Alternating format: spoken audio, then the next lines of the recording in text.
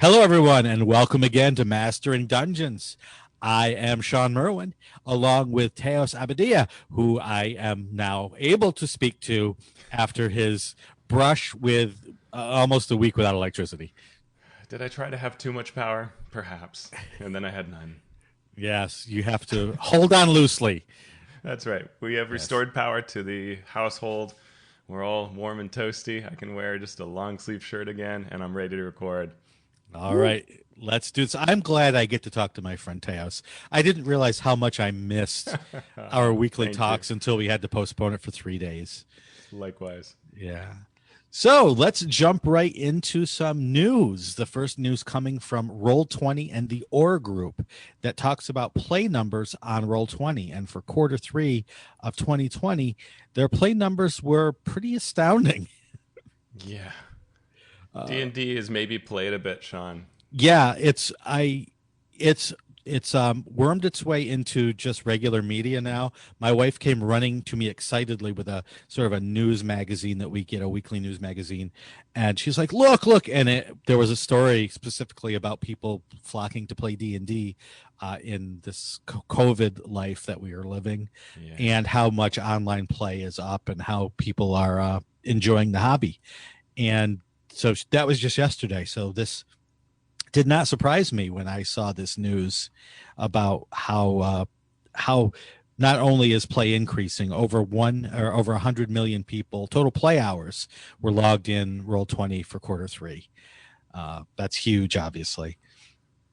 It's tremendous. And they're it's so interesting to see a couple things. So one is that the Orr Group writes up these results, and they talk about what are the sort of movements here, and I think they literally have gotten bored of talking about D&D's growth, Yeah, so they just try to find other things to talk about to make it a different story. But I mean, 53.26% is just amazing. yeah, Um, but they did so they talk about these other what else is in the list, and on kind of on the big graphic that was shared, it's D&D, then it's uncategorized, which is 14%. That's sort of everything that didn't get named or doesn't register on these lists. Then they had Call of Cthulhu, which we've seen being strong in a number of different measures, whether it's the what do you call it, ICV2, right? right. Is that Yep, the yep, yeah yep. ratings, or reports of international play? Call of Cthulhu is clearly very strong, Hmm. maybe strong, probably stronger than these numbers suggest, maybe. Hmm. Then it's Pathfinder, but that drops down from 11% to Call of Cthulhu to 3% to Pathfinder. Yeah, and what I'm looking at here is Pathfinder at 3%. Then the next thing is Pathfinder Second Edition at about 2%. So about half, going by these numbers, about half the people that play Pathfinder are using the second edition rules. Most of them have stuck with the previous edition. Yeah, that's not great. It's worse than it was during 4E, right? For D&D. Yeah. Oh yeah. By yes, exponentially. And when you figure two times the number of people are playing Call of Cthulhu than are playing either Pathfinder or second edition Pathfinder, um, is yeah, it's Quite the change, yeah. quite the It change. is. And then you have Warhammer, and then you have so it's like all the different types. Then you have World of Darkness, then D&D 3.5, which is its own category at 1%, Hmm. and then you get below 1%. You have Starfinder, Star Wars, and then everything else is 11% if you lump it together, which tells you how. But if you look at the full list, there are tons and tons of games in this other games category Yeah. that are all under 1%. And if you just think of all the big Kickstarters you've heard of, or the new RPGs that are super interesting and have star power attached to them or anything, those are all in this other games category. Hmm. And that's really really interesting, that the shadow that D&D has, which is both good at times and also can be blinding, right? It can keep people from trying out new games and Sure. advancing. Yeah. Yeah, it's interesting that one of the notes in here is that if you lump together all of the Powered by the Apocalypse games, including like Dungeon World, Monster of the Week, Blades in the Dark, and so on, that comes in above Warhammer, just below Pathfinder Second Edition, which I'm sort of surprised at. I mean, I love that system and what you can do with it. I didn't think it would be that high, and there it is. Yeah, that's really interesting. Another thing that caught my eye was they talked about international growth, which I don't think they've reported on before. And they talked about the Portuguese, when they were looking at the systems where they saw the largest increase in play from one quarter to the next, from Q2 to Q3. The Portuguese RPG Tormenta grew 26% since last quarter. And the Japanese multi-setting horror RPG Insane, the S-A-N is capitalized, also showed strong growth. And this talks to Roll20's popularity globally, and how the market is becoming more international. That the biggest growth isn't some small U.S. Kickstarter we've heard of, but it's this new game in Portugal. It's this new game, or actually it's in Brazil. I'm not sure if it's which Portuguese it is, or that it's a game in Japan, right? And so that is a very interesting thing. Other games that showed big growth were Star Trek Adventures, Call of Cthulhu, and Delta Green. Nice. Yeah, so an interesting look in sort of both the business side of things as well as just the overall popularity of the hobby continuing to grow. And Sean, I can never give this up, so everybody has to forgive me. But I always look at where 4E is, because we talk about 4E often. I don't do this, but a lot of people will say that 4E was a failure. And 4E continues to be on this list all these years later, played more than many games we think of as being strong games, right? Yeah. Cypher System is an awesome system of games. 13th Age, Cyberpunk, Star Trek Adventures, right? Whether it's old, new, D&D 4E is still seeing more play on these systems than those games. And that tells you a lot about both how popular and successful that game was just as a plain old game, to have that kind of enduring play, but also that D&D just has this huge presence. Yeah. Yep. And hopefully a huger presence soon as more news from the D&D movie is released. The Hollywood Reporter and comicbook.com both report that Bridgerton star Rege-Jean Page has been cast in the movie along with Chris Pine, Michelle Rodriguez, and Justice Smith. Did you watch Bridgerton, Sean? I did not. That is one that I have not gotten to yet. Yeah, it's in many ways a lovely show.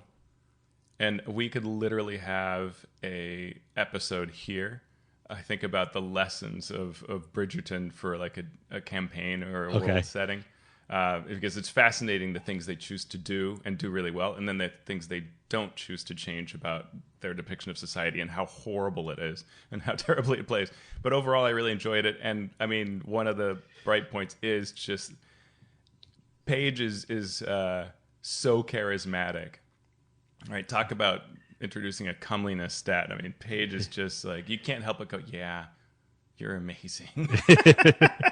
And so now he's going to be in the D&D movie, and that can only mean good things, because he has a great look, a great way of communicating and working through scenes. So nice. I think everybody's excited to do that.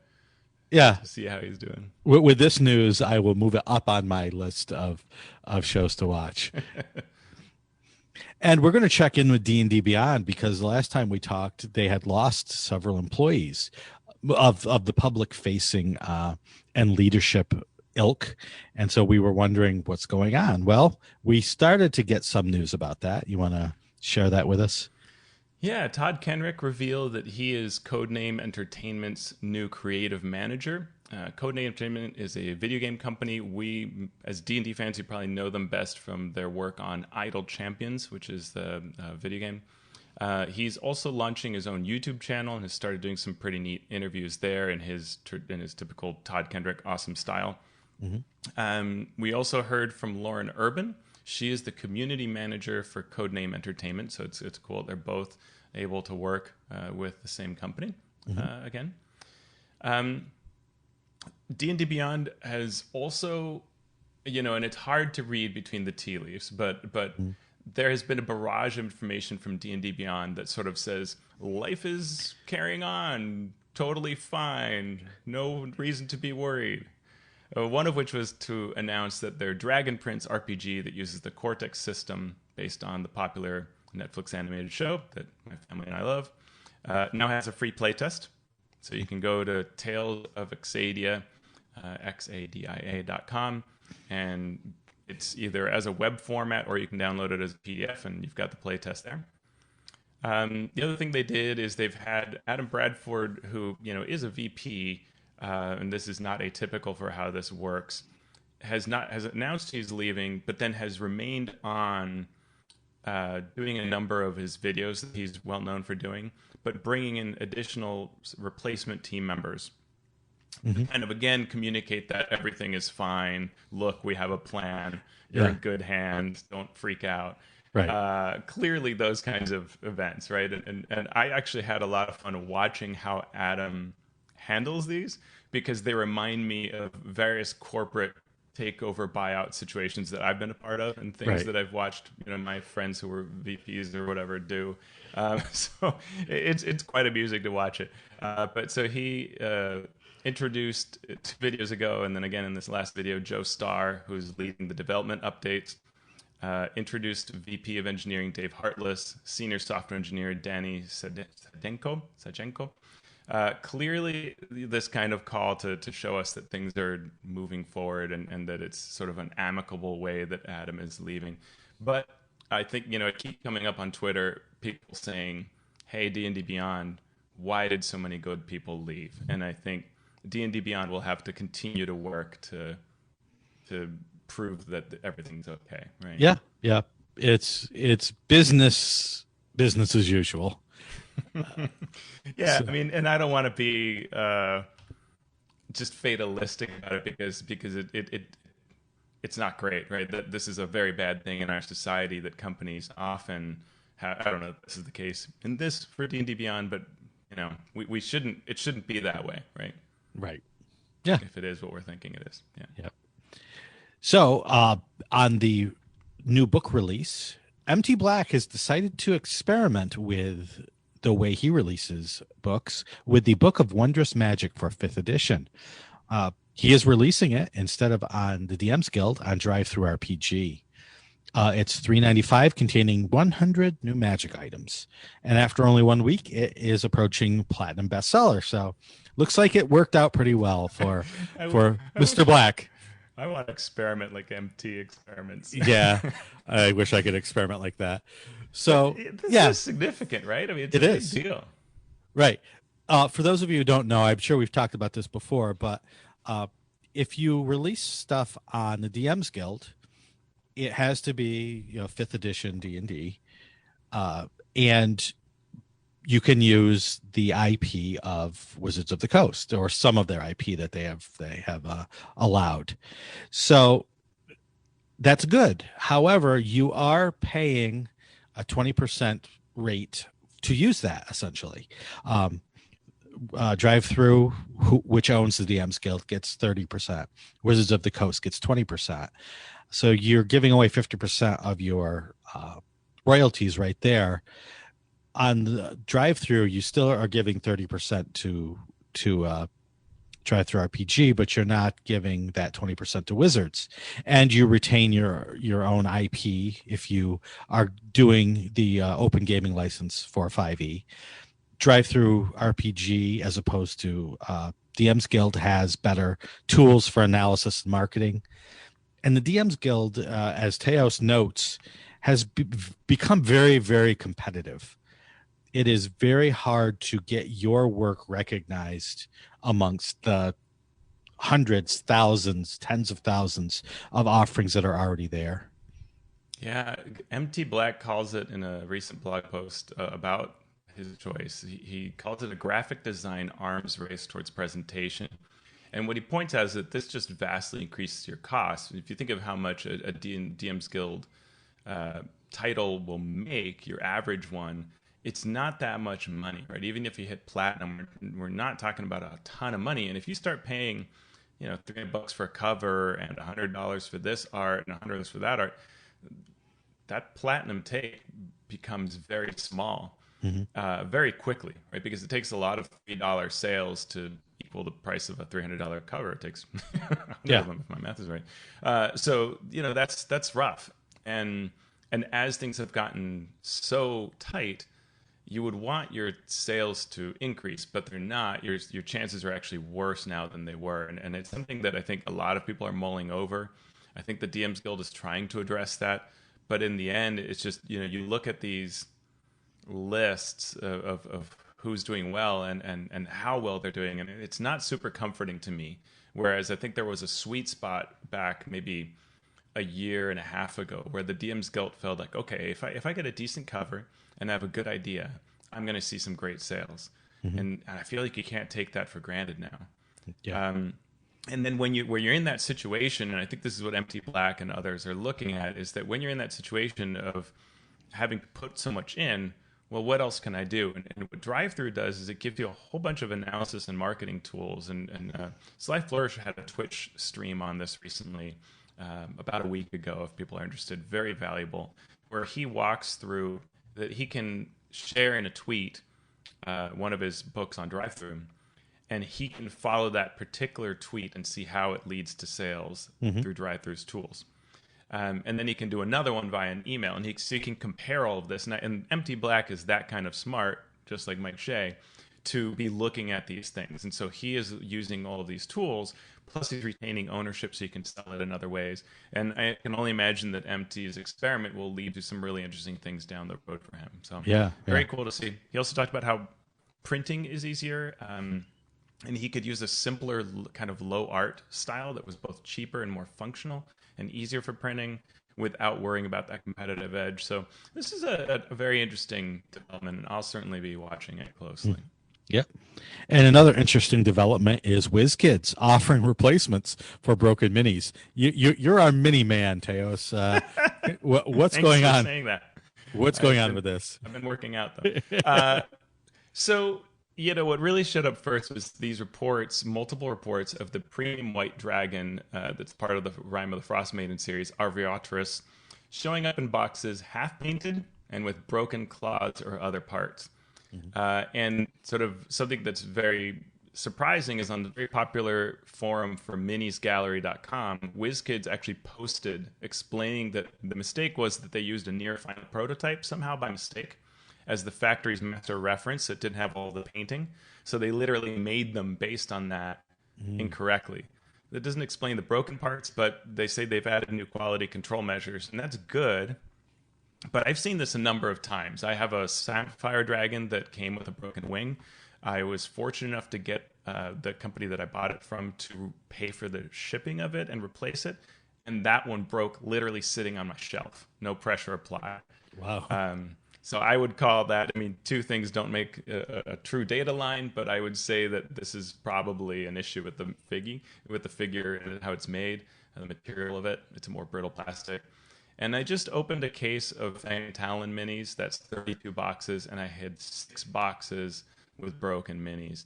And that's higher than I've ever had before. So that's a problem WizKids will hopefully look at. They have a replacement policy, but their policy is that you must mail in your mini. So if you have a common or uncommon mini, it's literally not worth it. You're better off just buying a new one. And if it's a very expensive one, the problem is they don't guarantee a replacement because they could be out of it. So you have to both pay shipping and hope they have a replacement.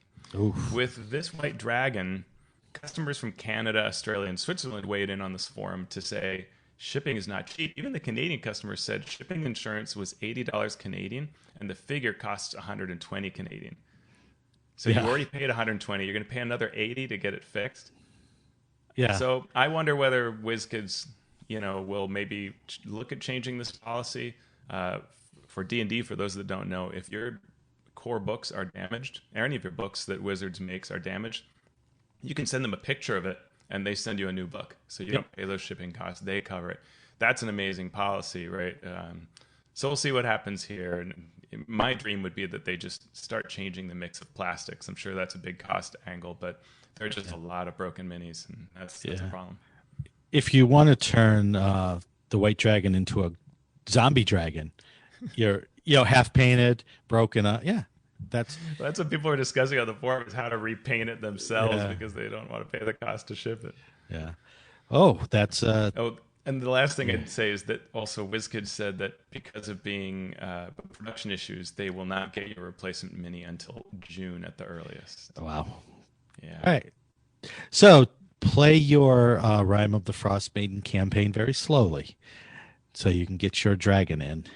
Exactly. Well, they do make 2 white dragons, so you could use the other one. But I mean, Okay. yeah, that doesn't help if you just plunk down a big amount of money, Yep. especially internationally. True. But on to happier topics like the last monk subclass from Tasha's Cauldron of Everything that we are going to review. It is the monk subclass known as the Way of the Astral Self, where you are an illusion. Your true self is on the astral plane. I've been telling people that for so long. Exactly, exactly. So let's delve into the Way of the Astral Self, starting at 3rd level. As a bonus action, you can spend 1 key point to summon the arms of your astral self. When you do so, each creature of your choice that you can see within 10 feet of you must succeed on a dex saving throw or take force damage equal to 2 rolls of your martial arts die. So you're summoning it and basically slapping everybody within 10 feet of you in the head with your new astral arms. That's what I would do as well. Yeah, I can imagine that they probably played with a version where you summoned another like duplicate of yourself, and that was problematic. So then they're like, "What if just extra arms?" Yeah. Yeah, I remember this. I remember talking about this as a playtest.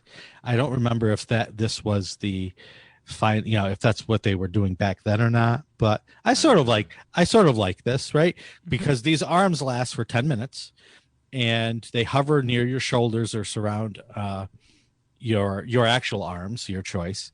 And then you can say what these arms look like, and they vanish early if you are incapacitated or if you die. Yeah, it's sort of a weird visual. Not sure I love it, but I could probably grow to love it. Yeah, I see. I think it's cool. Yeah, having these 2 extra arms. Yeah, and I usually do advocate that D&D should have more weird stuff. So I think I just have to say I like it. Okay, there you go. I am pro weird stuff. I like it. We have come down pro weird here on Mastering Dungeons. While you have your spectral arms, you gain the following benefits. Instead of your strength modifier for strength checks and strength saving throws, you use your wisdom modifier. Your spectral arms can make unarmed strikes. Not only can they make those unarmed strikes, but they have a reach 5 feet greater than your normal reach. And those strikes made with your arms can use your wisdom modifier instead of your strength or dexterity modifier for attack and damage rolls, and you do force damage with those attacks. That's a whole bunch of powerful, good stuff. Now, at low levels, it doesn't last very long. A lot of it depends on your campaign, adventure type, but because one of the things is, well, can I just give up not putting points in strength, right? Or even dex, could I go mostly wisdom? But at low levels, that's a little bit hard. Later on, it would be fairly easy. So it's an interesting thing to... Yeah. So it does bear keeping in mind that if you make any other attacks, though, unless you're using these arms, you are using strength or dex as normal. So that's true. Trying to min-max that can be problematic if you are one of those who takes it right down to the level and tries to figure out your best option at every single level. And it does say can, so you could choose to do strength dex if that's higher. True. Yeah, it's tough. It's one of those where I wonder if I were designing a PC, would it help? Would this help me? I don't know if it would. Yeah. At level 6, you get Visage of the Astral Self. You can summon a visage of your astral self. Imagine that. As a bonus action, or as part of the bonus action you take to activate the arms, you can spend 1 key point to summon this visage for 10 minutes. This visage covers your face like a helmet or mask. You determine its appearance. While the visage is there, you gain the following benefits. Astral sight. You can see normally in darkness, both magical and non-magical, to a distance of 120 feet. Huh. Is Tasha allergic to darkness? Because right? Right. Every class now has a see in darkness subclass, which scares me because oh my god, every optimization group is going to think about this. Yep. Every battle now takes place in total darkness, and you better hope your monsters have a way of getting around it. You also have advantage. This is magical too, right? So this is a true devil sight. Like we're out of the warlock. Oof. Yep. You have advantage on wisdom, insight, and charisma intimidation checks when you wear this visage, and you get word of the spirit. When you speak, you can direct your words to a creature of your choice within 60 feet of you so that only that creature can hear you. Or you can amplify your voice so that all creatures within 600 feet can hear you. And I like this. This is cool. It is cool. It's super interesting that this is like this really big package. Both of these features are really sort of big packages that all come only if you activate this astral thing. So you've got to spend 1 key point to summon the arms, then another key point as part of the same bonus action, or later you could do it, but you know, 1 more key point, and now you get this visage, and now you have all of this whole package, right? So it's quite interesting. Yeah. I created for Kobold Press a sort of dragon themed wizard that used spell slots to power a mask, a body, and then I did something similar with the druid that goes along these lines, and it goes back to the Magic of Incarnum sort of feel. Do you remember that book for third edition? Where you have points that you augment yourself to have these different abilities. So I it has a tradition in D&D that I like. So cool. I think it's cool. At 11th level, you get Body of the Astral Self. When you have your astral arms and your visage summoned, you can also cause the body of your astral self to appear. You wear it like a suit of armor, basically. And you determine its appearance. You gain the following benefits when it's on. Deflect energy. When you take acid, fire, cold, lightning, force, or thunder damage, you can use your reaction to deflect it. The damage is reduced by 1d10 plus your wisdom modifier. You can empower the arms. On each of your turns, when you hit with your arms, you can deal extra damage equal to the martial art die.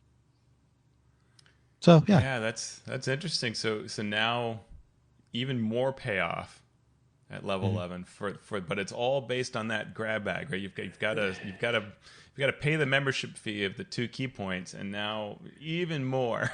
You're like mecha warrioring up through the astral plane. Yeah, it's just interesting for a monk, because I dig that. I can dig that sort of concept. And at level 17, you get the Awakened Astral Self. Your connection is now complete to the Astral Self, allowing you to unleash its full potential.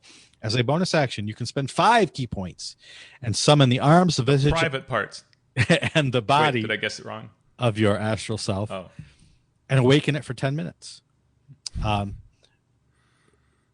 When your astral self is fully awakened, you gain the following benefits. You gain a +2 bonus to your armor class. And whenever you use the extra attack feature to attack twice, you can instead attack 3 times if all the attacks are made with your astral arms.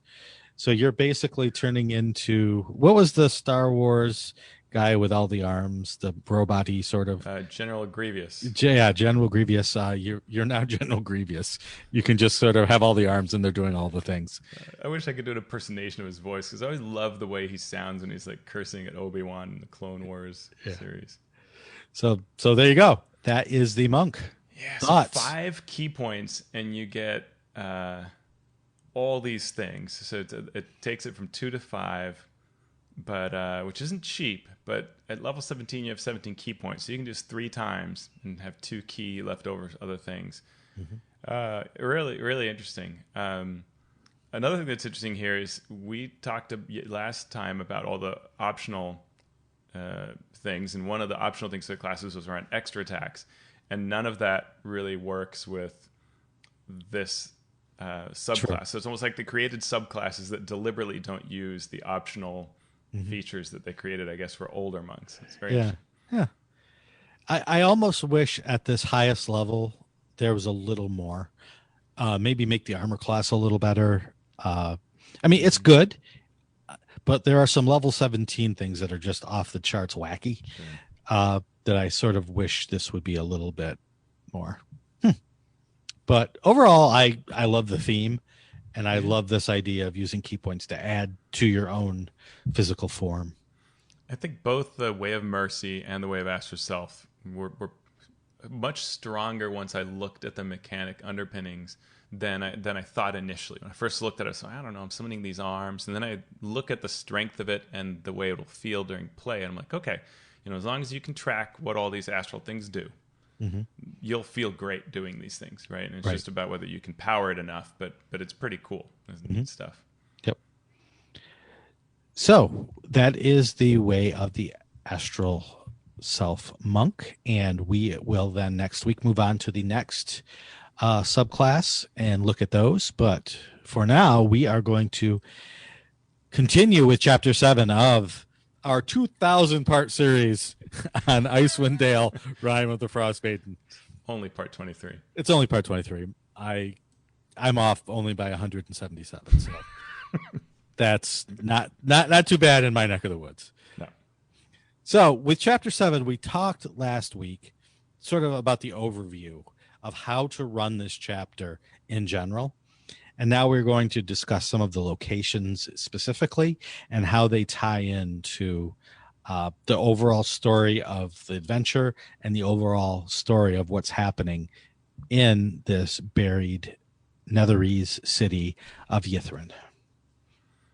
Yeah, and the first thing that it drops on you once you've gotten through that sort of setup piece is the necropolis of Ythryn itself, and it gives you this great box text about coming in through this ice tunnel and seeing this city that's kind of tilted like a big disc, right? Because it's a flying city. It's like this big stone metal disc that's kind of a little bit tilted on its side, but it has gravity to keep you on no matter what. And it's some of it is entombed in ice from the big, huge cavern it's in, but it gives off magical light from various parts of itself, so you can see the whole thing. You can see these spires, and you actually give out to your players a player map and just kind of go like, this is what it is. And it's the art style. If you've been through a number of recent adventures or you're familiar with Will Doyle and his wife's work, they create, I think they both work on the art. And it's really neat sort of 60s, 70s style that Stacey Allen and Will Doyle do. And it's just really cool to look at, right? And so I love that as a start. Yeah. The art's good when they say right in the text, we give you permission to photocopy this and hand to your players because we want to look good. And this map is really cool. I can't remember. I think the first time I saw Stacey and Will's art was for like a one-page dungeon submission. And I just remember just looking at that going like, this is so beautiful. This is so great. Yeah. And then he did a number of epics and I think she did the art for that. And it's just every time I see, and it's been in Tomb of Annihilation, it's just a really neat evocative style that feels sort of organic and strange and trippy, but futuristic. And so I love that part of it. Now, one thing that you need to know right off the top about the exploration that's about to happen, because the idea is, hey, they've come in, they found the city, now the players have to go around and explore and figure it out. Yep. But there's a little thing here, a bit of a maybe ticking clock, that if you stay too long, you will contact arcane blight. And this sort of explains the death of sort of anybody human that's been here. Every 12 hours, it's a DC 15 con check, or you contract arcane blight. This gives you the flaw, I don't trust anyone, and is fed by delusions, which you can sort of describe as DM. When you finish the long rest, you repeat the saving throw. If you succeed, you drop the DC for future saves by 1d6. If the DC reaches 0, you're now immune to it. But if, on the other hand, you fail 3 saves, you transform into a Nothic. Which could put a cramp on your adventuring style, not to mention the depth perception. So this is something that it's not important to the story so much, although that it tells why there are Nothics everywhere down here that everyone has turned into. But it's something that you as the DM, depending on your party, can turn the dial with, right? You can make it higher, make it lower DC, or you could do it more often or less often. And you can really make the characters feel like, oh boy, we need to move through here. But it also goes back to one of the things that this whole adventure is based on, which is the movie The Thing, right? Yeah. That sort of paranoia, and you don't know who you can trust, and everyone could be infected by this monster. So we should figure out the best way to handle this quickly. Yeah, and some of the best parts, which is what I would heavily suggest leaning into as a DM, is that that talks about symptoms like hair loss, clammy skin, myopia, and I think you want to really heavily lean into that to freak your players out. And even if they can magic this away, because greater restoration will remove it, though it doesn't prevent further checks, which is kind of cool. But even if they can just periodically be keeping it at bay through magic, just those symptoms alone will create a nice undertone that will freak them out. Yeah. But it is a mechanic that duels a little bit against what you're supposed to do, which is go through and enjoy all of this. And to force you to enjoy it, there is this called the Rite of the Arcane Octad, in that a force field surrounds the spire of Iriolathus that's in the very center, which is where you want to get to the Mythalar. So the Demilich can get in and out of it, Demilich Iriolarthus, but you can't. To do that, you have to perform a ritual that I guess they made every arcane person do to prove that they knew what they were doing. I don't know why someone wouldn't just sit there watching from afar and copy it rather than having to go to all 8. But the idea is you have to go to the 8 schools of magic and master their teaching and come back. It's sort of a different take on the MacGuffin, the 9 keys or the whatever, right? Right. It's a cool sort of game quest mechanic that different groups have a different tolerance for. So having to do these 8 steps means you have to go to the 8 towers. You have to actually find the line of this puzzle, one of the 8 lines of the puzzle. Then you have to actually have the means to do the thing that the line of the puzzle tells you to do. So it is an 8-step thing, but you also have to go to 8 places, and then you may have to go elsewhere to find the trick to do the line. So it can go on. You may have a group that is not up for that, because that could take several sessions based on what you have to do in different locations in the ruins. So be ready as the DM, especially if you know your players are not going to put up with this sort of 8-step process, to shorten it, to skip it completely if necessary, to make it easier. Yeah. What is good, even if your group is sort of not into sort of doing the 8 dances, what is good is that these places tend to be really cool. And so they can be a joy to discover. They're also not really long. Right. So generally it hand waves, walking through streets and going through buildings, and you just sort of, when you're on the top floor, here's what plays out. Yep. And I think that is good, because you want to just get to the action and sort of and feel that you understand this place, which is neat. Because initially, your players, we know a lot as DMs, because there's a lot to know, but your players are going to be coming at this with great wonder. It is meant to feel like the alien movie that's in the ice, or The Thing, where you're like, who were these people? What were they doing here? What's going on? So I think it works. But it has to be thought through. Worth noting the various denizens that you have here. You have the Demilich. This is found in that spire area Y19, but can be anywhere. And if we recall from our conversation last time, the sort of instructions we have is it's going to watch you. It can't communicate with you. When it detects that you're not a rescue party, it will attack you. You are not given sort of special tactics or preparations, or, as we've seen in other encounters, that this is where it strikes and it makes use of this thing. It's just literally run the Demilich, and it's just a Demilich.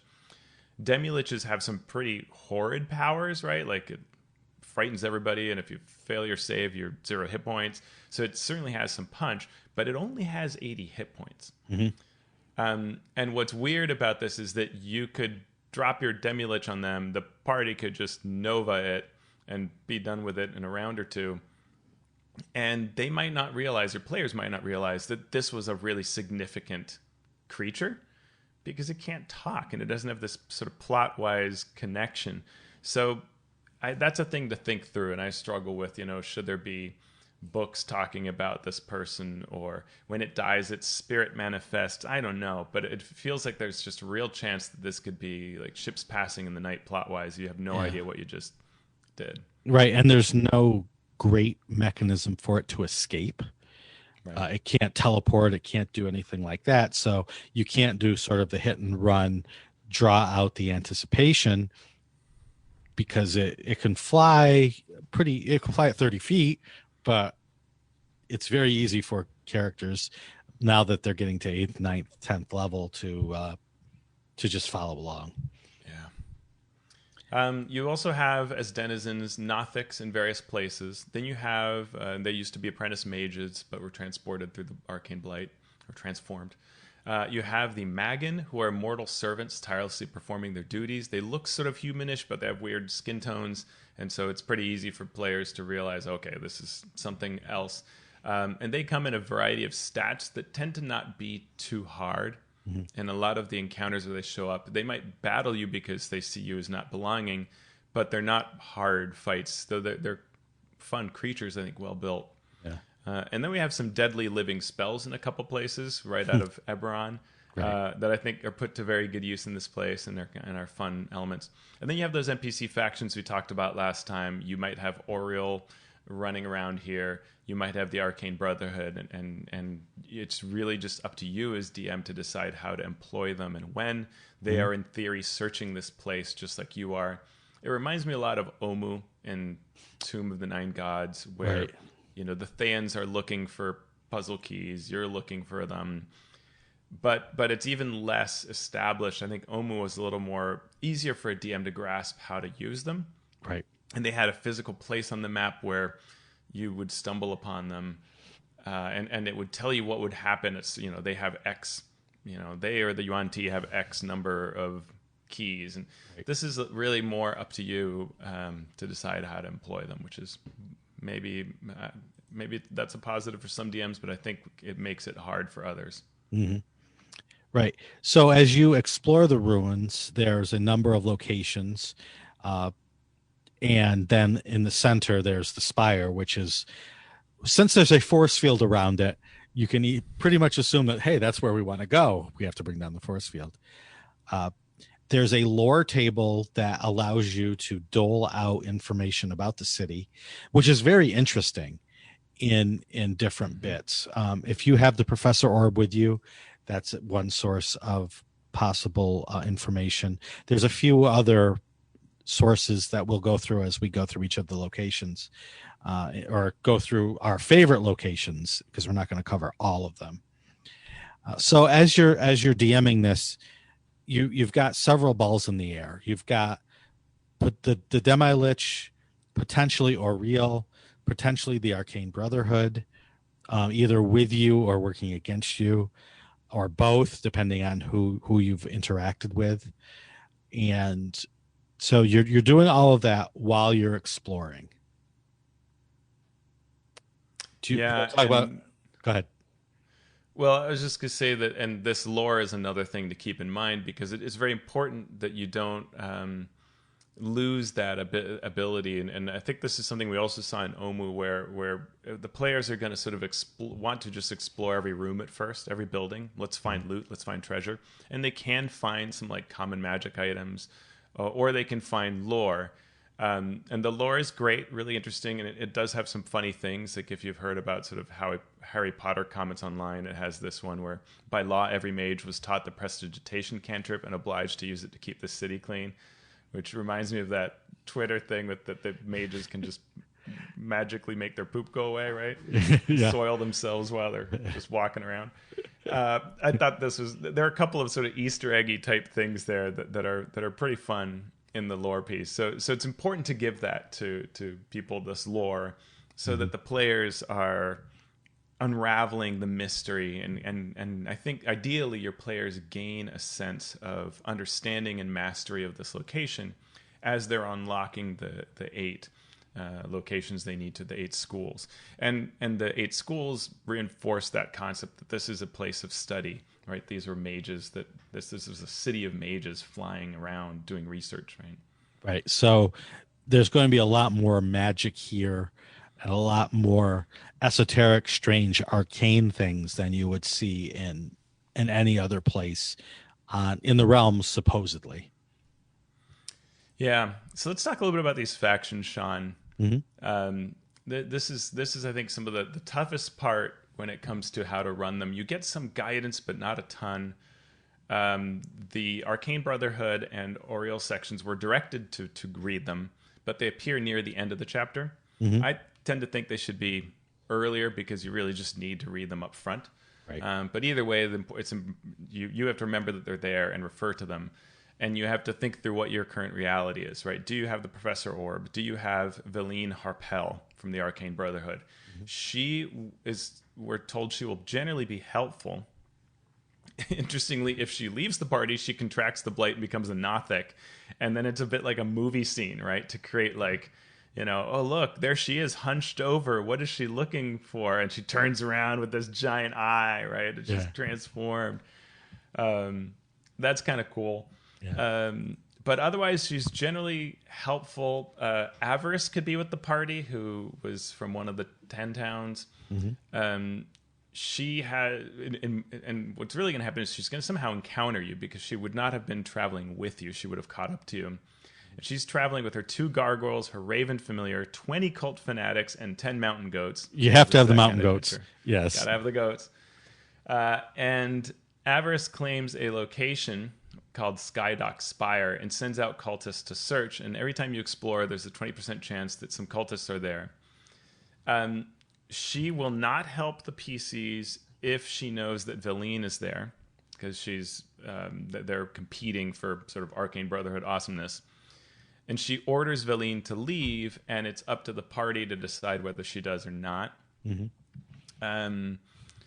And it doesn't super say it. Basically, it's sort of like that's the threat. Veline is to leave for me to help you, and I'll give you lore points if you agree. Right. It's kind of interesting. Yeah. Zahn, if his simulacrum is real, could be there. That's kind of one person too many, I feel like. You're right. Less helpful than Veline, less dangerous than Avarice as the guidance are given. Right. I don't know. And what they all want is they want Iriel Arthas's spellbook and items of power. And I think the best way maybe to use them, I don't know what your take is, but is to focus on the spellbook, which draws your attention to that central tower, draws your attention to the story of the Demi-Lich, and through them can be the vehicle that you make this Demi-Lich matter in this story. Right. Yeah. If you need any motivation for the characters, that is one avenue that you could travel. If you haven't yet shut down the Everlasting Rhyme, that could be a second avenue of a goal to place in front of your characters. If they're happy with just finding random treasure and killing random monsters, then I guess you don't need a goal because they're going to do it all anyway. So it's just keeping in mind the story you've told so far will then necessitate what you're going to present here if you want to keep that flow consistent. And one of the things that's possible is the party may never have met Avarice. True. So you don't have to use her, right? If they did not delve into the care and they did not meet her, they don't know who she is. It's just another Arcane Brotherhood person showing up. You don't have to use her if it doesn't help the story. But if Veline is out of the picture, then it could be interesting to have another one show up so you keep that Arcane Brotherhood angle, and it could be that vehicle by which you tell the information they don't have and push them in the right direction and give them some fun competition. Yeah.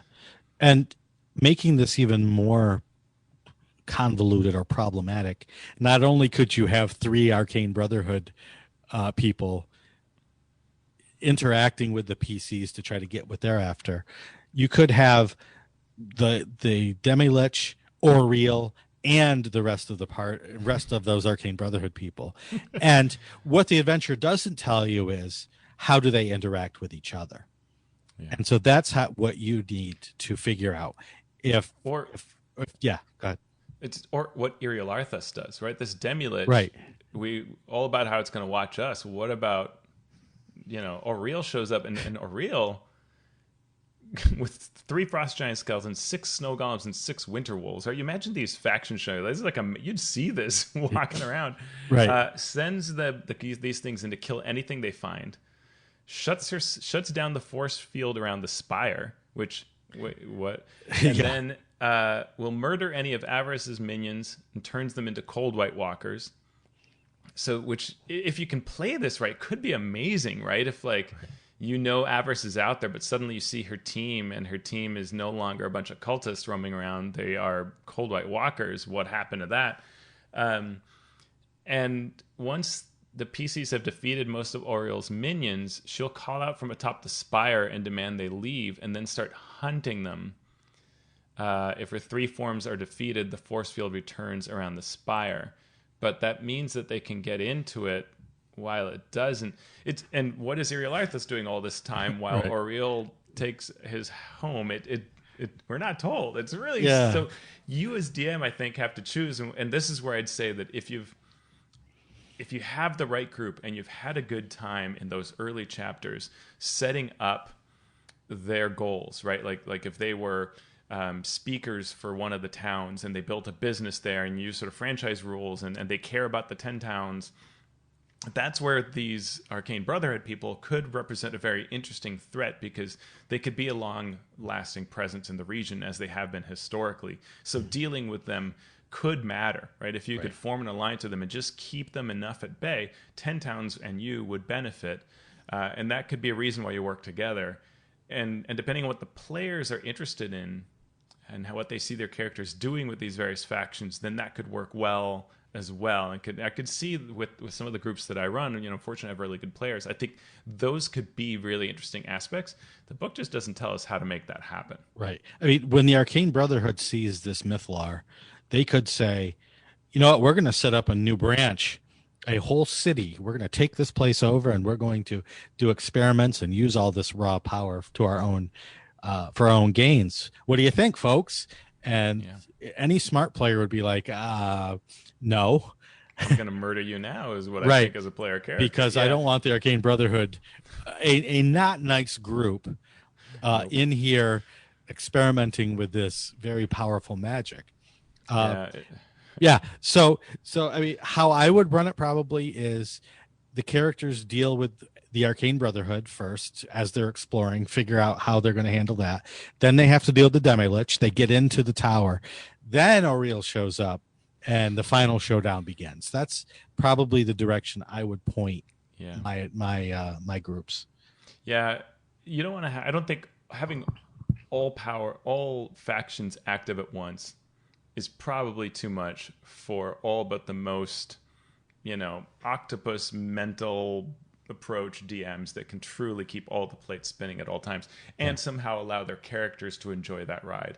It can very easily be overwhelming or water down these parts. So I think I'm with you that introduce bits and pieces as they explore, make them exciting decisions, right? This Arcane Brotherhood person offers this deal. Let the players be smart and read what the deal is about, what the angles of it are, and make that decision as to whether to form an alliance or not. And now you play out those consequences as you explore, as interesting sort of highlights to the exploration, because a lot of places don't have much. They're neat, but they don't have like a beholder and a basilisk and a whatever. And so here's your source of foes if you want them. They can be these factions you said no to. And as you said, if Orl comes in towards the end, now it becomes the crescendo of interesting things. And what you have to figure out is, well, where do you use Iriel Arthas and all that? Probably before she shows up is probably better. But once you've learned, first learn who Iriel Arthas is and why, maybe through the Arcane Brotherhood, then defeat the Demi-Lich, then Orl, probably is the way to do it. So let's talk really briefly about the different locations and some of the cool things that can happen. Just to keep everything in perspective here, the really important areas are those 8 towers that give the clues, making the 8-lined poem that tell you how to bring down the force field and enter the spire. So some of those are cooler than others, but we're going to go back and forth, alternate about things we thought were cool. There's an area that is a basically a sports stadium, the Chain Lightning Stadium. Awesome. So there's this sort of cool mini game you can play. Apparently, that even archmages needed to watch some spectator sports. So think of It's your Harry dodge. Potter. Yeah, think of a game like dodgeball, where you get shocked if you get hit by the ball. And the Chain Lightning Stadium is the what it's Chain called. Lightning Stadium. Yes, sponsored by Chain Lightning Corporation. It's a cool little mini game. Basically, you try to hit the opposition with the ball. If you do, they're out, and then when all members of a team are out, your team wins.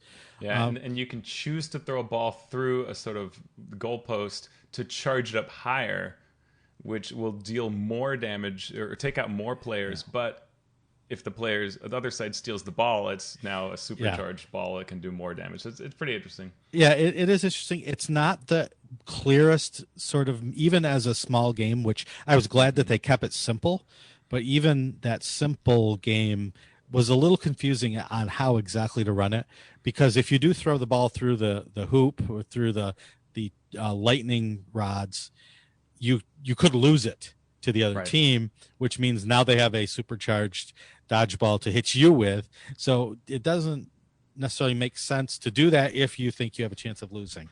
And to see who controls the ball, you make ability checks. The problem is, if there's 4 people on the other team and 2 people on your team, it's the most successes controls the ball. So the further along you go, you have a lesser chance of catching up. So just think it through a little bit. You might not want to use the rules exactly as written. I would bump up the stakes to the point where, like, I want to be super cinematic. I don't just want to make the same group skill check each time. And I want there to be some real meat to this. Yeah, I don't think these wizards who deal in these deadly magic are just going to be happy with seeing somebody shocked by a ball, right? Or doing strength athletics, maybe. Right. Yeah. There's going to be some There's going to be some real risk to this. Not just a few points of electric damage, lightning damage. Variant would be make it more like controlling a sphere of annihilation, right? But exactly. A ball of lightning, but maybe it's more mental control. Yeah, it could be interesting. Yeah. And maybe a variety of checks lets more players participate. Yeah. So let's talk about the first of the towers we're given is the Tower of Abjuration. These are all really cool looking chiseled rune towers, blue light shining from the top. And if you go up to it, you find this enormous anvil that's being guarded by some Imagan, these conjured beings or constructed magical beings. They will fight to defend it. There's also what's called a tomb tapper that can show up if you do things and attack you. Those are these sort of huge constructs that protect the city and react to intrusions. And on this anvil, you can basically disjoin the magic of anything that isn't an artifact. And you have the opportunity to later bring an item here. But kind of along lines of this puzzle we're talking about, when you look on the ceiling, you see in Draconic, it says, "First shield thy heart with a wand from nether oak." And so that gives you a clue, which along with lore you can uncover, tells you that you need, a rod of wood made from this type of material and must present this in order to get in. Yep. And you also have to learn what the order of these is so that you can run through these little dance steps. Yeah, each of them says first, second, third, fourth. So once you learn, even if you learn them out of order, you know the order to put them in the poem. So that's helpful. I love this area because of this Anvil of Disjunction. Hey, DM, you accidentally get out a magic item that's running your campaign. Oh, well, they enter, and the first thing that happens is that magic item just blows up. Hey, now you know that the Anvil of Disjunction can get rid of magic items. That's good. It'll come in handy later. Yep. Then we have the prison, which this is just I just assume this is Will Doyle's and Stacey Allen's design because they have such evil, clever minds. Like when I put in a doppelganger, it would just be like, oh, okay, a doppelganger with a fun history. But literally, it's you walk in and you see this operating torture type room with like leather straps that are fastened, suggesting an invisible creature is there. Yep. And there's this whole thing about how it's in suspended animation through a sequester spell, and it's a doppelganger. So if you dispel it, now you see it visible, but now it can be its doppelganger doing its things. It's not actually antagonistic, so it can work, but it's really kind of fun and a neat way to figure out how to introduce an inhabitant into this part. Yep, and that doppelganger knows all the lore that you need to transfer to your characters. So it's another good wild card to use if necessary. Area Y9 is the library. There is an Arcanoloth named Scrivenscry who is looking for a specific book, and when the characters enter, he assumes that they are the librarians, and he demands that they help him find this book. And he is being helped by a 5-foot-tall awakened albino penguin named Kingsport. And so poor Kingsport is abused by Scrivenscry. So the characters, and Arcanoloth is nothing to sneeze at. It's a relatively powerful being. So the characters can use a variety of ways to get the Arcanoloth, get him his book, or get him out of there, and then maybe even save Kingsport in the process. Yeah, and of course you could find a lot of lore there. It's a neat, interesting encounter where your players really have a lot of ability to do things. You have an Arboretum, which is where you can get this willow branch that you need, the Nether Oak. But of course the Nether Oak is a treant, so nothing's so simple. To just grab the wood you need. I like that angle on it. Yeah, I read this and I'm like, it's the Whomping Willow from Harry Potter, because he's disgruntled, he's angry, he's not ready to give up any of his branches that you need in order to get to the tower. So good luck handling that. Tower 11 or Y11 is the Tower of Divination, where you must use an orb of divination to get the message that was written on the wall, but the wall has crumbled. And now this is same thing happens in a couple of places where the message they need, they may have figured out by now, okay, these towers hold these messages, cool. You go to the tower and the message is not there. And unless the group is very forward thinking, and there are smart groups that just aren't into the puzzly bits, and this takes a little bit of figuring to say, oh, the tower's destroyed, how can we find it? Oh, here's this orb of divination. This can tell me what the message was. So you may need to drop some clues. They may need to go here, come back later once they figure out that, oh, this last message we need was here. What do we do? Then they'll think about it a little deeper. And I like that design-wise, it's not just like, oh, find the message, interpret it, but these kinds of things. And this is made all the more interesting in that this room has a giant sort of bowl of eyeballs. And to use this, which is the orb, and to use this orb, you put your hands on it, you speak the name of an object or person, and you're going to see it as a vision. But you must then make a DC 20 Constitution saving throw. And if you fail, one of your eyes is magically plucked out of its socket and teleported inside the orb and becomes one of the things in there, and you take 10 points of damage. So, there are only so many times you want to use this thing, and boy, is that a clever way to keep players from abusing this item. Yeah, absolutely. That's the first thing I read. Oh boy, here comes an item that they're just going to, oh, okay, DC 20, you say. All right, maybe not. Because at that level, you're not casting any sort of regeneration yet, so that's a whole thing. Area 12, the Wellspring of Answers. Another place where you can get lore, there is a well, and if you sit on a bench near the well and you commune with the well, you start getting voices, and you can ask questions, which is really cool. What is causing this telepathic communication?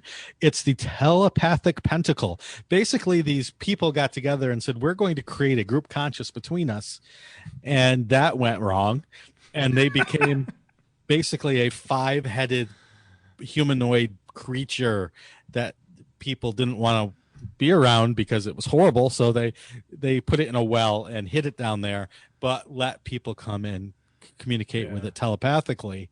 So just another really cool, gruesome, fun. The stats are basically a Hydra, but with a climb speed and human Yeah. heads. And it's down in the well, and so as long as you don't disturb it and you just meditate with it, it's all good. But if you mess with it, it awakens, and you got to deal. Yep. It's lovely. It's a great, again, another way to, like, if the players are hitting a wall, their characters can get answers to this mechanic, but they can't abuse it too much, or this is what's going to happen, and it's lovely. Yep.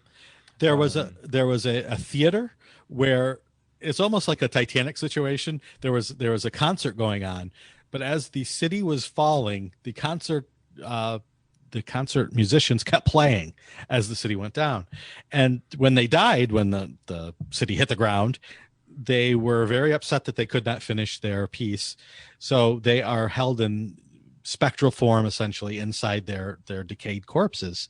And if you pick up the baton, the conductor's baton, they all the specters in the body spring to existence and are ready to finish their piece. So you can play it out. And I thought it was just cool. There's no game mechanical. You can get inspiration if you do it. There's no, but it's just a really neat role playing opportunity.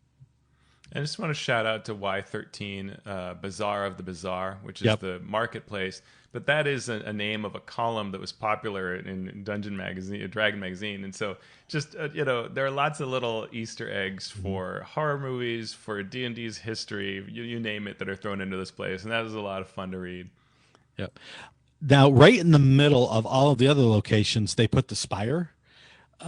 So you can't get into the spire until you go to all these other locations, but the spire itself is sort of delved into right in the middle. I wish layout wise they would have put the spire at the end, because it's an extra. It has 20 some locations on its own, or close to 20. So I wanted to finish the other necropolis locations first. So also there is the Mythalar, which is the thing that puts the force field around the spire.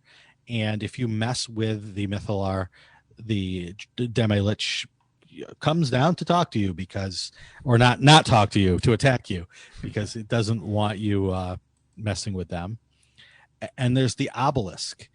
We talked in the previous episode about this is where the obelisk was supposed to help protect the city and take you back in time if there was a problem. So if you defeat the Demi-Lich, it had a Staff of Power, and the Staff of Power can empower the obelisk. And if your players are like mine, if you give them something to do, they're dang well going to do it. And in this case, doing it is touching the obelisk with the rod, or the Staff of Power. And if they put 10 charges of the staff into the obelisk, they go back unaged 10 years. Hey, cool. The staff breaks, so they take all that damage from a broken staff. And do you want to break the Staff of Power and go back in time? Because this is how you break a Staff of Power and go back in time. You go back to before the city fell, back before Waterdeep was a city. And there you go. So unless you actually want your campaign to do this, you might want to temper that with some Arcana checks to let them know what they're getting into if they do this. It's really very fascinating. There are a number of things here that are all fascinating. I mean, how it was built and designed is really interesting to me, because this isn't like normal adventures where at the end there's the culmination of this ritual you must stop, or there's this enemy that's about to do this thing. Whether or the enemy is summoned forth in response to what you've done. We see that in Tomb of Annihilation. We see that with Tiamat emerging from the well. Any of these adventures tend to have sort of this big crescendo moment that builds. This is not like that. Mm-hmm. You can go through this spire of Irilarthus, perhaps having defeated Irilarthus several play sessions ago, and so it might be much more exploration. And we find these various items, like the items of power are here, and the Demi-Lich does not carry them around because it can't manipulate them. And so then you have these decisions of what to do with it, and there are a number of things to interact with. You have the obelisk, and the obelisk is interesting because this is sort of the culmination of obelisks appearing in various works. I still think it's probably just that fans seem to draw a line between dots, and therefore Wizards said, "Fine, we'll make this into a thing." But here we, at long last, get the "quote unquote" secret of the obelisks as a little sidebar, telling us that this society of spellcasters called the Weavers created these as a way of sort of a security network that if things went really poorly, you could undo reality to a save point, basically. Yeah. And that would allow you to counteract calamitous spells or cataclysmic events. And Vecna stole one, used the knowledge to create new ones. Netherese then learned how to create these based on that knowledge. And so for whatever reason, I guess they put one on this vessel and somehow didn't think to use it when they were crashing. Yeah. Or after. Yeah. Right. So that's a little weird, but yeah. But you find this obelisk and you find information that sort of suggests using the Staff of Power in this manner, but it doesn't tell you at all what it does. Mm-hmm. And so I think it's very unlikely you would, unless you cast some spells, which boy, you hope the players do, they won't know what they're doing when they do this thing if they break it. Right. Not only do you get the retributive strike, so there's a ton of damage to deal with, but if you're not killed, you become 10 years younger and you go to the end of the adventure. Yeah. And to the conclusion that is for you having gone into the past and undone all of time for everyone. I mean, right. You've gone back in time, but and I think we said this in the previous show, but now what happens is you basically you can play out, it gives you information to play out your players meeting with the live Irilarthus and all of the other mages. I mean, they're going to be vastly underpowered compared to a city of mages who will sort of say, what were you doing? What happened? And I think the obelisk is now broken, and they'll know that they did this. And when you tell them, hey, here's what happened to you guys, they'll thank you, give you a skyship, and send you on your way. And you're now in an era of Forgotten Realms before even Waterdeep was settled. Yeah. That's a really weird conclusion unless you really want to play out that era with nothing to go on. Right. That's the thing, right? That's super cool, right? I want to run that campaign, but for me, I'll be honest. Right. I don't. Well, for me, right? That's the thing. Not everyone's going to want to run that campaign because there's no material to run that campaign. Now, if the next thing that comes out from Wizards, or hey, DM's Guild, here's a whole series of adventures on playing in the Forgotten Realms pre-Waterdeep settlement, right? Pre-Netherese Empire, then cool. But as the DM, unless you want to run that, you're going to want to make sure your players know what's going on. And then then they might do it. My players would, I know. They don't even want to play that sort of campaign, and they would do it because there's something there. You have to do it and see what happens. It's just the way it is. Then the other thing that's interesting, and I think this is a little, I think this chapter has things that I do a lot in design where I do a little too much, and then my editor kind of, or developer goes, you need to take one of these things away and crush it. It's too much. And you have your obelisk, which is one thing, and then you have your spire, or your spindle. Which is in the stasis chamber, and the spindle is actually the thing that the Netherese found in the ocean, right, in the Sea of Moving Ice, and that is what caused the city to plummet. And so this has the ability that if you mess with it, you can cause it to suppress magic throughout the city. And interestingly, one of the things it does is it causes the floating chamber above Skydock's spire, which is where your Avarice might be, to crash into the ground, pulverizing it. And I sort of think, I don't know why that wasn't just the obelisk. Why did we need two of these things? Yeah. And then it might factually make sense. It's sort of more than. And you have to, magic is what keeps this whole city going. Right, this Mythalar. So not only, you use that spindle to stop magic. The first thing that's happening is you're falling all the way to the bottom of this chamber because you're standing at a 45-degree angle. Then the only thing that's keeping you on is this magical artificial gravity.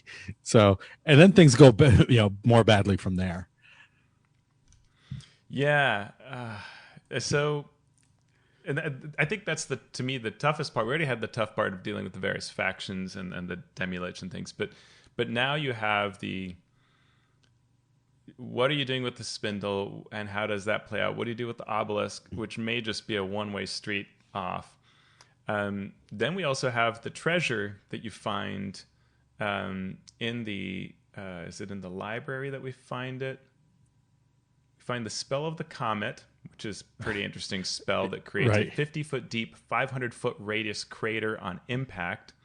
It deals 30d10 force damage to everything in that 500-foot radius. So this is a scroll that you can use. So I guess you could use that to maybe destroy the city if you need to. It's one way to nuke it from orbit. And then last week we talked about the other scroll you could find. Right. So you can find it's in the same location, right? I believe. Yeah. You find the scroll of Tarask summoning. Yeah. And this is another one where unless your players cast like legend lore or something like, use some sort of ability like this, divinations to really understand what they're doing, which hopefully they do. But I mean, like you said, Sean, a lot of players, they're just like, hey, let's do it. And I can see I think a lot of players, if they're metagaming, wouldn't expect this kind of thing that, we're going to travel back in time, not for 10 minutes in a little time bubble, but permanently, right? Yeah, or we're going to scroll, let's summon the Tarask, because of course what it's going to do is destroy this location. Cool, let's nuke it from orbit. But no, when you learn what happens, it's like the Tarask shows up, it tears this place up, then it goes to 10 towns, tears it up, and then it starts working down the Sword Coast. And then it just says, thanks for playing this adventure. And you're it's like, what, are you kidding me? And we're nowhere near at the power level to kill Tarask. And we're 9th level. So yeah, it's super fun. You just have to curate the fun. That's all. Right. You as the DM. We hear that the Professor Orb knows all about Tarask lore, loves Tarask, and so it can tell you all about the monster, but doesn't tell you that the monster is going to specifically do the things it's going to do. And I think it should, right? Like, I mean, because nobody who, well, not nobody, but most players, knowing if they knew what is going to happen, would probably not do a lot of these things. Mm-hmm. Yeah. And that's my worry about these pieces, these elements being in the adventure. These aren't hard choices between A or B in order to accomplish a goal. They're almost traps, and they're big plot traps, and could feel that way to your players. So you really want to be careful about how you dole out information around them. Yep. I think you need to, through an NPC, through Professor Orb, through something, say, you need to really learn about this. This is not insignificant magic. This could have big implications. And then the players can do what they want to do, and they get that ending they want. But yep. Yeah. Whew. So that is the lost city of Yithrin in a nutshell, in a very large, dangerous, strange nutshell. So I think we're going to want to come back, Sean, with some guests and talk through, not just everybody's heard the two of us think through this, but we want to talk to some other folks who've run a variety of adventures and see what their takes are on this. Because it's a very fascinating adventure, right? It has some just amazing, beautiful pieces, but then it has these larger themes that struggle at times, and so it takes a lot to digest it in. Like I think we were saying earlier, this feels like the kind of campaign that you run it once, and then if you ran it again, you'd be like, okay, now I know what I want to do with this. Right. Or I have another idea. Maybe let's go down this other path because I've already traveled this path. So yeah, it's an adventure I'm glad I'm playing instead of DMing for this first time through. So yeah, I will for sure run this, but I will be doing a lot to it, and I've been having fun enjoying various live play streams to see how players do things. Often I've seen a lot of pulling punches is I think the main thing I've seen. Yeah. Zeroing in on action, pulling punches is how I'd summarize what I've seen, including by authors of sections of it, which is kind of fun to see. Right. So, yeah. Cool. Well, that is our show for this week.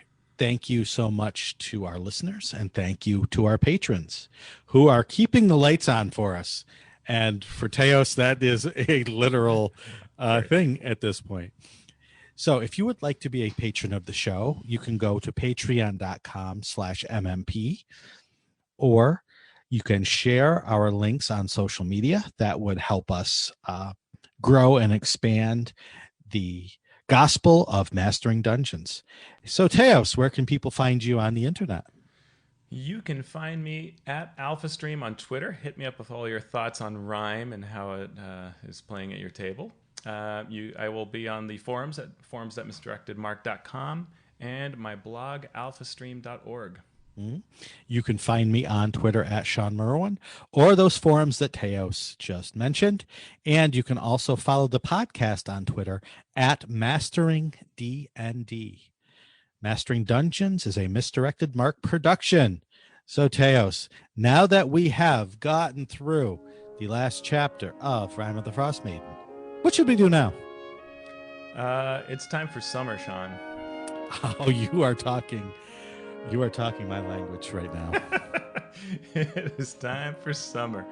Summer, open air. I'm going to go kill 12 inches of snow. Happy shoveling.